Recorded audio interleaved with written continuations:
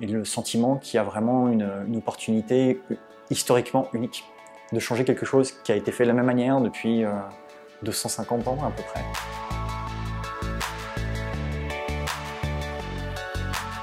J'ai créé une première société qui s'appelle Undertrencher il y a 16 ans maintenant et qui avait pour mission de démocratiser la classe d'actifs du non-coté, qu'on appelle du private equity, aux investisseurs privés. À l'origine, je suis banquier.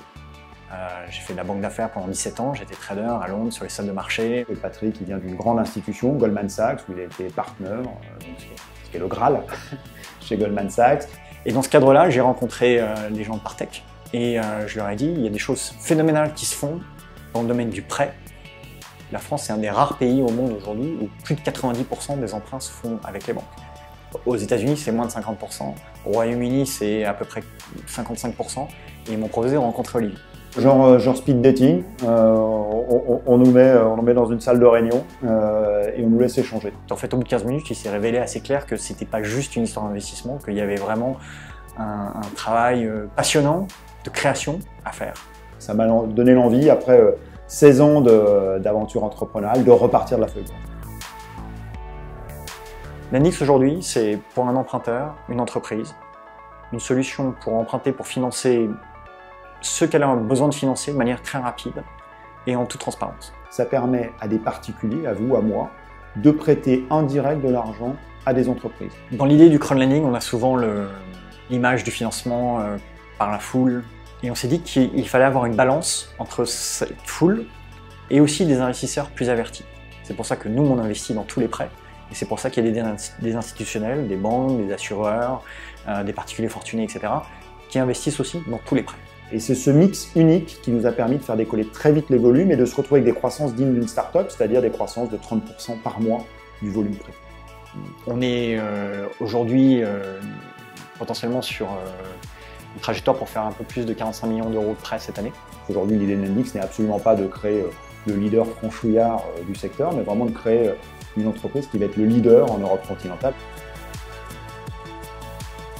Je ne sais pas si vous vous rappelez d'ouverture des renseignements téléphoniques, 118-218, on était inondés de prestataires qui voulaient tous vous vendre des renseignements téléphoniques. Quand vous ouvrez un marché comme le marché bancaire, vous ouvrez le monopole bancaire, c'est à peu près pareil. Pour une autre partie de la feuille blanche, c'est qu'il faut tout créer. Il faut créer la marque, il faut créer le produit, il faut créer l'habitude. Et au contraire, on a découvert que les TPE, dans bien des cas, elles avaient ce qu'on appelle le syndrome de Stockholm. C'est l'otage qui tombe amoureux de son ravisseur. Et il y a un peu le même phénomène, un peu le même état d'esprit entre les dirigeants de très petites entreprises et leurs banquiers. Nous, notre expérience, c'est que les prêteurs sont attirés de manière naturelle à partir du moment où on a des emprunteurs de qualité. On ouvre en avril 2015 avec un premier emprunteur qui est Alain Ducasse Entreprise, qui arrive sur le site, qui emprunte à l'époque 300 000 €. On a eu les pressings 5 à sec, c'est le leader mondial du pressing. Nous, on veut montrer que le crowdlending, c'est vraiment pour toutes les entreprises.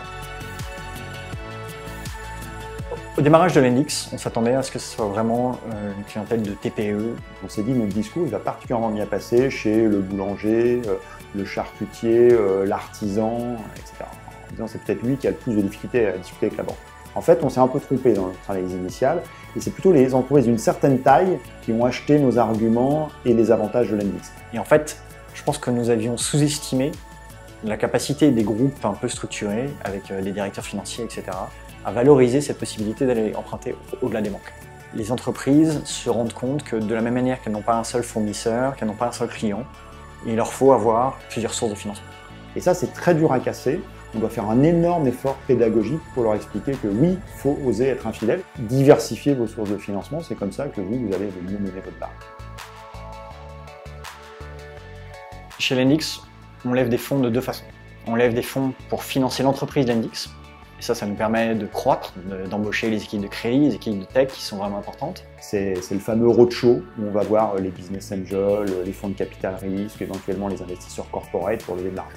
On a cette année, en avril, annoncé une deuxième levée de fonds. Au total, maintenant, on a levé 19 millions d'euros pour la vie de l'entreprise Lendix. Et on cherche aussi des financements pour les entreprises. C'est le deuxième fonds qu'on est en train d'annoncer en ce moment et qui, lui, va atteindre 50 millions d'euros. Donc, c'est du capital pour prêter aux PME, en même temps que les particuliers qui sont sur la plateforme. Nous, on ne considère pas qu'on est un concurrent frontal des banques, en fait. Contrairement à l'image peut-être d'Épinal qu'il peut y avoir de dire on va prendre les banques en frontal, elles vont disparaître à cause des gens comme nous. Et c'est là en fait où on a un travail énorme à faire, d'expliquer aux gens, il y a une alternative. Voilà pourquoi elle se positionne de manière différente de celle de la banque. On ne va pas remplacer la banque partout, ils ont des moyens qu'on n'a pas, qu'on n'aura jamais. Par contre, il y a des choses qu'ils ne peuvent pas faire, que nous on sait faire.